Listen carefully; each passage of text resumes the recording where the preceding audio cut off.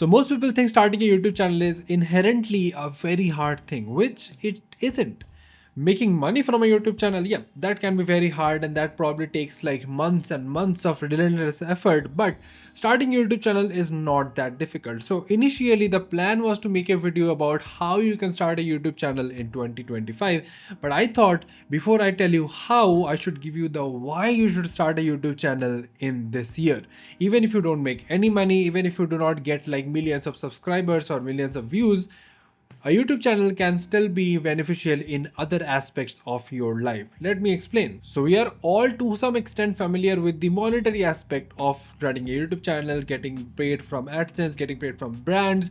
If you do not understand these things, I'm going to talk about those things later in the video. But first I want to talk about that even if you do not get subscribers or views, even if you're just making videos and getting like 1,000 views, what are the benefits other than the monetary part of it, other than making money? What are the things that you are gaining? Number one is better storytelling. Now, one thing that cannot be denied is that storytelling is a skill that is important in everyday life, whether you are in a job interview, on a first date, or meeting a new stranger, or telling any story to anyone. If your storytelling skills are not good enough, people are not going to listen to you, people are not going to take you seriously.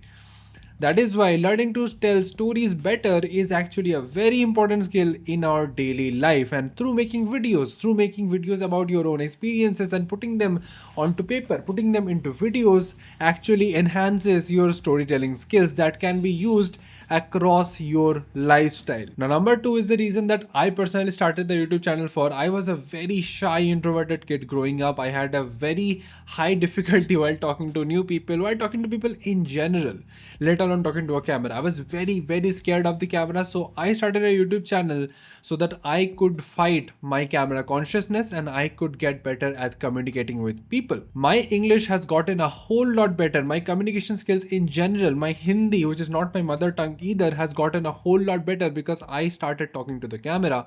And even if I had not gotten this many subscribers or this many views, even if I just kept making more and more videos while talking to the camera, that just practices my communication skills. I know how to articulate my thoughts better in a very brief amount of time. I know how to structure my thoughts. I know how to structure my stories and how to tell my stories and my thoughts and how to convey them to an audience, to an oblivious audience, so that they actually get interested and stick around to the end of the story or the video. So I have my pointers written down over here and I see that I have already covered point number 3, that is camera confidence.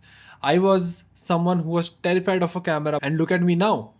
Talking to the camera involves my full-time work, and that is how revolutionary just starting a YouTube channel or starting any type of content creation can be for your life. And number 4 is something a little bit different. It's called the creative outlet. There are some people who are inherently very, very creative and they seek outlets to let their creativity out into the world, be it drawing, be it poetry, be it singing, be it playing guitar, being played some other instrument, or making videos or telling stories or writing scripts. So if you're looking for a very easy way to let your creativity out into the world, if you are interested in the world of cinema and filmmaking, if you're interested in the world of documenting or creating documentaries, YouTube channel might just be the best mix of all of those things at a very lower level. So it has a very low barrier to entry. You just have to pick up your camera, turn it on and record.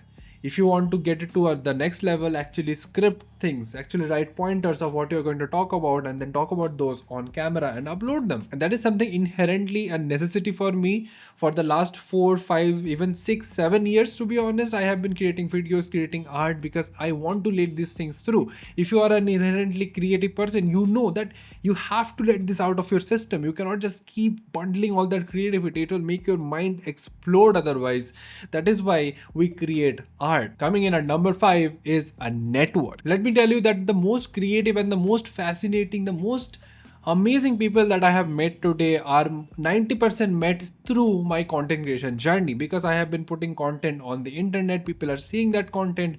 Other creative people are also reaching out to me. I am looking at other people's content who are blowing my mind. I am reaching out to them and we are creating a very special relationship through creativity, because content creation inherently is a very lonely skill, because you have to be writing in your room, you have to be shooting in your room, you have to be then editing the videos overnight, and all of those things are not very team effort kind of stuff unless you are building a team for content creation, which is not the reality for most creators when they're starting out, for at least the first 3 to 4 years. And for creative people, it is generally a lot harder to find other creative people organically, and the best way to find other creative people on the internet organically is to post your own creativity on the internet so that other people can resonate with your art and reach out to you. And the best possible outcome is that 2 or 3 different creative people collaborate and bring something to life that none of them could have built individually. Other than this, looking at the technical and the skill building aspect of it, if you're starting a YouTube channel, you will have to learn a little bit of editing, at least the basics of it. And that gets you started into some technical skills that you can probably leverage into later parts of your life. Even if you're not in the field of editing, these things can help you understand content better.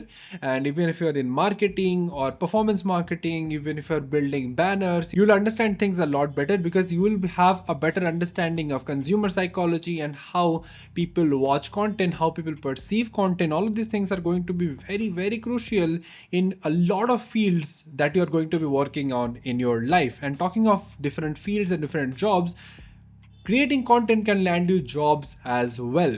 If you are a really good editor, if you become a really good editor, really good script writer, really good storyteller, really good production specialist, really good with cinematography, if you put those works of art on the internet, there will be people who are wanting to hire you for that particular skill of yours. And that is honestly a case that I have seen happening plenty among my friends and my colleagues who have gotten hired through their YouTube channel, through their Instagram handle. And so it is absolutely a no-brainer, other than the monetary aspect, although jobs is part of a monetary aspect, to start a YouTube channel or any type of content creation in 2025, because the market is absolutely booming. And you might think that there are way too many people, the market is already saturated.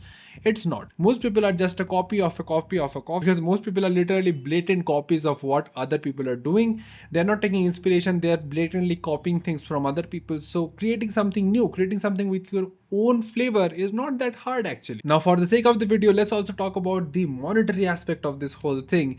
You can, and it is possible to earn a lot of money from content creation, especially on Instagram and YouTube. I'm not really sure about other social media platforms, but these are the two things that I do. And I know you can earn a lot of money, probably more than an average software engineer or an average accountant is making. But there is only one caveat. It takes a lot of time to start earning money, to start a influential audience which you can cater to, and brands can actually look at, oh, this guy has a lot of audience, I can sell my things through this guy and pay him. Mainly you will be making money in 2 different ways on YouTube and only one way on Instagram. The first one, that is only exclusive to YouTube, is AdSense, which is basically the YouTube ads that are shown through YouTube on your videos, and you make money from those companies basically through YouTube. Now that AdSense is not very much if you're in India.